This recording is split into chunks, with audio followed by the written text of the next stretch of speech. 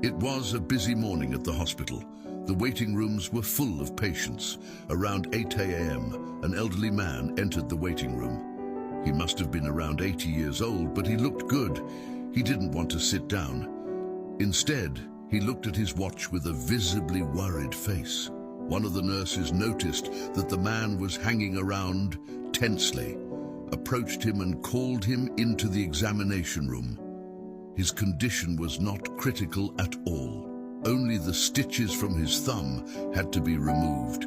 As the man still looked uneasy, the nurse politely asked him why he was in such a hurry. "I have to get to the sanatorium by 9:10. My wife and I always have breakfast together," replied the man. "Is it a big deal if you're a little late getting there?" asked the nurse. The man replied, "My wife has Alzheimer's disease. She hasn't recognized me in 3 years." The nurse looked at the man in amazement. "She doesn't know who you are, yet you go to her sanatorium every morning to have breakfast with her." The man smiled and said, "She doesn't know who I am, but I know who she is." Moral: true love knows no past tense.